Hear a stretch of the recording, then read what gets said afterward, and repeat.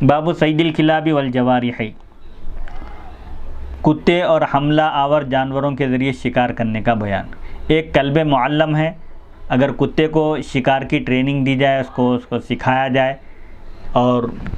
Training دینے کے بعد کتے سے شکار جو کیا جائے جانور کا، اگر کتا جانور کو پکڑ لے، بسم اللہ واللہ اکبر کہہ کر چھوڑنے کی حالت میں جانور کو پکڑ لے اور جانور کا گوشت نہ کھائے، تو اس کا مطلب یہ ہے کہ وہ کتا ٹرینڈ ہو گیا ہے، وہ تربیت یافتہ ہو گیا ہے۔ کلب معلم کا اس پر اطلاق کیا جا سکتا ہے، اس کو کلب معلم، سکھایا ہوا کتا کہا جا سکتا ہے، اس کا شکار حلال ہوگا۔ اور اس کو سدھائے ہوئے ہونے کی، اس کے تربیت یافتہ ہونے کی ایک نشانی یہ بتائی گئی ہے، 3 مرتبہ کتے کو چھوڑیں اور اس کو واپس بلائیں، فوراً واپس بلاتے ہی وہ پلٹ کر آ جائے، تو اس کا مطلب یہ ہوگا کہ وہ کلب معلم ہو گیا ہے، سیکھ گیا ہے، اور شکار کرنے کے بعد وہ شکار کا گوشت نہ کھائے اور اپنے آپ کو روک کر رکھے گوشت سے، تو یہ بھی اس کے تربیت یافتہ ہونے کی علامت ہوگی۔ اگر کلب معلم، تربیت یافتہ کتا جس کو شکار کی ٹریننگ دی گئی ہو، تربیت دی گئی ہو، اگر وہ کتا شکار کرے تو کیا اس کا شکار کھانا جائز ہے؟ تو یہ اس بارے میں یہ بیان ہے۔ حدیث نمبر 405، حدثنی زید بن علی عن ابیہ عن جدیہ عن علی رضی اللہ عنہم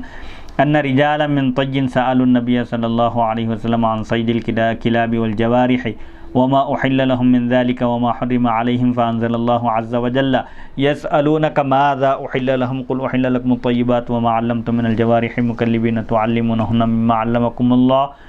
فكلوا مما امسكن عليكم واذكروا اسم الله عليه۔ حضرت علی رضی اللہ عنہ بیان کرتے ہیں، طی قبیلے کے، ایک قبیلہ ہے عرب کا طی،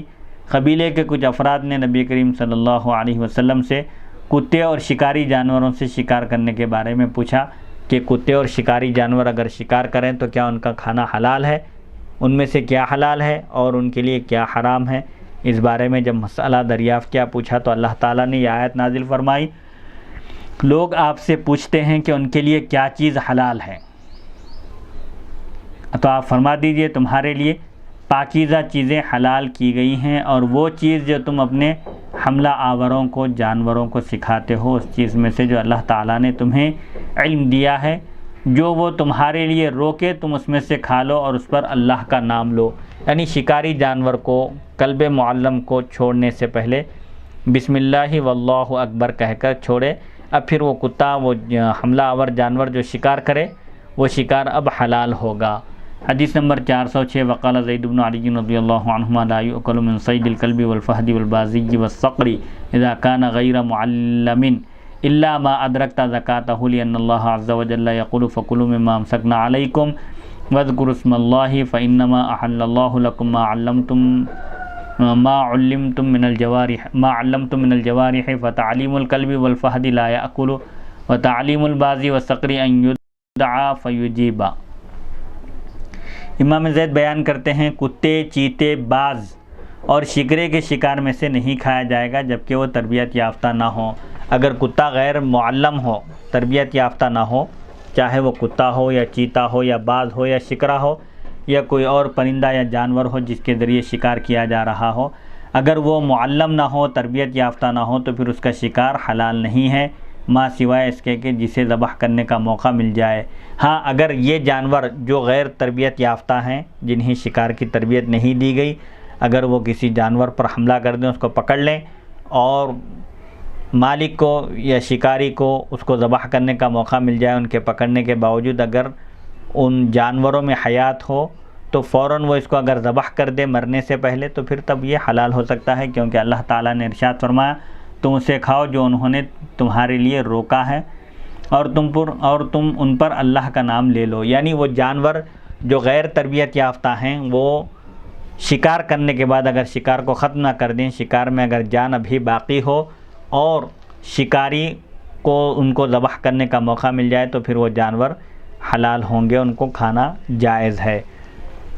تو اللہ تعالیٰ نے تمہارے لیے وہ چیز حلال کی ہے جن شکاری جانوروں کو تم تربیت دیتے ہو۔ کتے اور چیتے کی تعلیم یہ ہے، کتا اور چیتا تربیت یافتہ ہو گیا ہے، وہ شکار کرنے کے قابل ہو گیا ہے، اس کا کیسے پتہ چلے؟ اس کی نشانی یہ ہے کہ وہ خود اس شکار میں سے نہ کھائیں، شکار کرنے کے بعد شکار کا گوشت نہ کھائیں، کتا اور چیتا۔ اور باز اور شکرے کی تربیت کی نشانی یہ ہے کہ جب انہیں بلایا جائے تو وہ فوراً آ جائیں، شکاری کے مالک کے بلانے پر وہ فوراً جواب دیں۔ یہ شکرے اور پرندوں کے تربیت یافتہ ہونے کی علامت اور نشانی ہے۔ حدیث نمبر 407، حدثنی زید بن علی عن ابیہ عن جدیہ عن علی رضی اللہ عنہ ان رسول اللہ صلی اللہ علیہ وسلم نہى عن الضب والضبع وعن كل ذي ناب من السباع وعن كل ذي مخلب من الطير وعن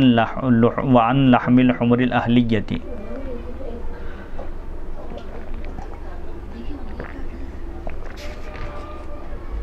حضرت علی رضی اللہ عنہ بیان کرتے ہیں نبی اکرم صلی اللہ علیہ وسلم نے گوہ، بجو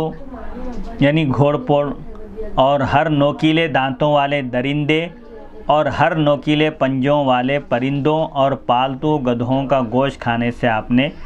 منع فرمایا۔ سباع درندے کی جو صفت رکھتے ہیں جو جانور، ان کا گوشت کھانا، اور پنجے والے جو جانور ہوتے ہیں شکار پر حملہ کر کے خونخوار جو جانور ہوتے ہیں